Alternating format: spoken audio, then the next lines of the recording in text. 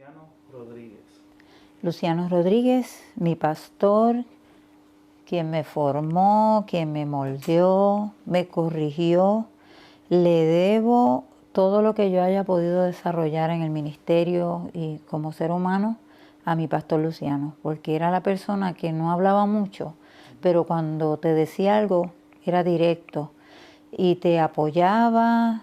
A veces decía detente, a veces decía ¿por qué estás detenida? Tienes que seguir adelante. Y siempre, siempre recibimos de él, por lo menos Rubén y yo, como pareja, como esposos, nos apoyó en todo, desde nuestro noviazgo, nuestra boda, pero en el desarrollo del ministerio me dio tantas oportunidades, creyó en mí, aun cuando yo no tenía idea de hacia dónde el Señor me llevaba, Él creyó en mí. Me colocaba en situaciones y me ponía, ¿cómo pudiera decirte en este momento? Él hacía provisión de momentos y de situaciones que tú entraras a ese escenario y tú no sabías que lo que estaba era llevándote para algo más, preparándote para algo más adelante. Caminé mucho con él, me involucré en sus salidas con su esposa, en actividades del concilio, que ahí empecé a conocer lo que eran los pastores, el trabajo que mi pastor hacía y mi papá de hecho me daba permiso para eso solo con mi pastor, las salidas con mi pastor y mi pastora.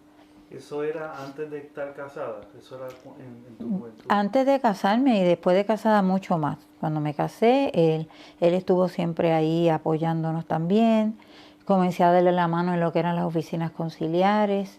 Luego él resulta ser el presidente del concilio y siempre estuve ahí a su lado y aprendí muchas cosas con él. El aspecto administrativo para mí fue de suma importancia.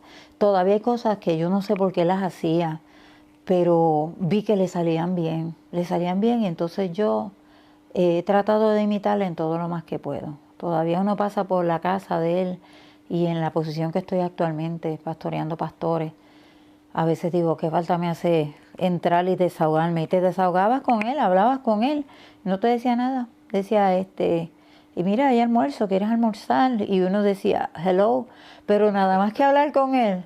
Pero en la noche, o te llamaba aparte, o te daba una solución. Ese era mi pastor.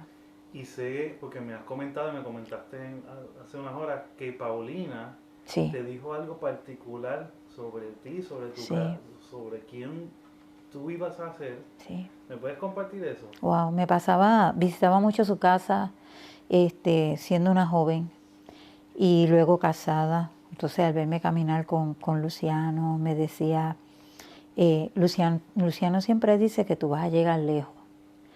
Luciano dice, ella me está siguiendo mis pasos. Y eso, bueno, lo supe años atrás, ¿sabes? Pero lo que mi pastor pensaba de mí, pues no te decía tampoco lo que pensaba, no, él simplemente callaba. Pero ahora yo miro que cada vez que te daba una oportunidad que hicieras algo, era un reconocimiento de su parte, porque así era él, y muy, muy dado a la oración, al cuidado pastoral. Tenía su manera, su estilo, y funcionó porque de los lomos de él salimos muchos de los lomos de Luciano Rodríguez. ¿Cómo poder manejar a grupos tan variados, con tantas personalidades distintas, pero una persona como Luciano, una persona como tú han podido manejar el asunto? ¿Qué cosas tú aprendiste de Luciano en cuestión a eso? Una de las cosas más importantes que él me enseñó era ponerte en los zapatos de la otra persona para poder entender, porque si, por ejemplo, ibas a escuchar a alguien con una situación y tú te hacías ya tu propia opinión y demás, o tenías algún prejuicio, pero cuando tú aprendías a escuchar y colocarte en los zapatos de la otra persona, pues podías asimilar, podías entender mejor y tu reacción iba a ser sumamente distinta. Una de las cosas que todavía quiero practicar, que él hacía mucho, es aprender a escuchar. Ahí tengo que mejorar mucho. Tengo que mejorar mucho, sí. Pero él sabía escuchar. En las áreas no cristianas, no ministeriales, Ok.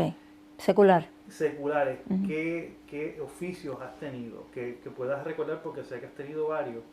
¿Qué oficios tú me puedes mencionar que quizás corriste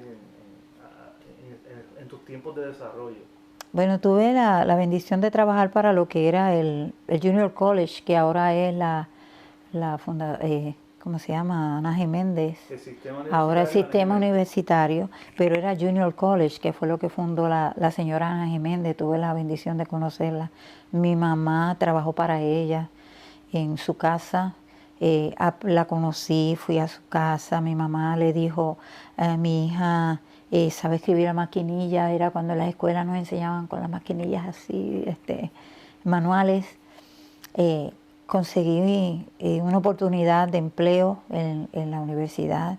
Entré era en el Junior College y ahí terminé siendo, se creó una posición que no existía entonces, porque estaba la posición de tesorero, pero fui escalando peldaños en cuanto a ser una oficinista, luego un asistente en la oficina de registraduría.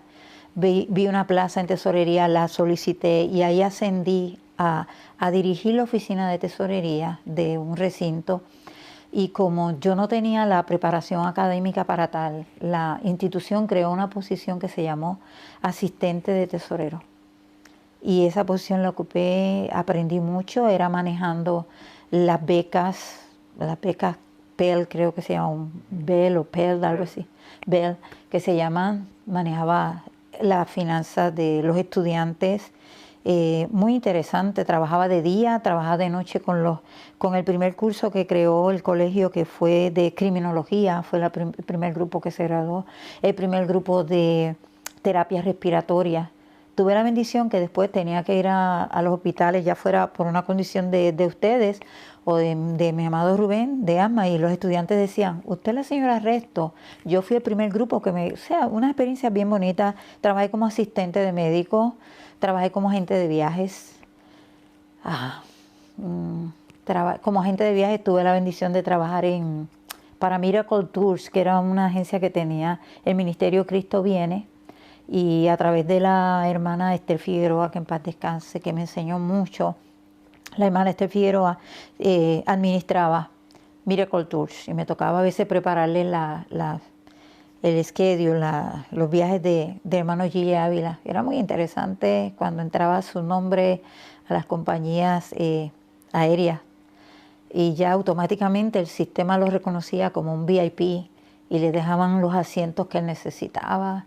Y era emocionante ver eso, el tener que llamarlo por alguna situación, había que hacer algún arreglo en algunas de sus rutas de viaje, y llamarlo y él expresarte, ahora mismo, amada, estoy en el sótano, estoy en un retiro de tantos días, pero qué bueno que me llama y que me está consultando. Fueron experiencias bien lindas de crecimiento, de crecimiento. Aprendí mucho ahí como agente de viajes. Estaba viajando también al campo misionero y tuve experiencias que marcaron mi vida de ver cómo una línea aérea que no existía me va a sacar de Cuba y me lleva a la República Dominicana. Y de ahí regreso a Puerto Rico. Y cuando trato de hacerle esa ruta a un pastor muy amigo, que yo le dije, sí, hay una ruta que hace Venezuela, Santo Domingo, Cuba. Y lo buscamos y llamamos y esa línea aérea no existía.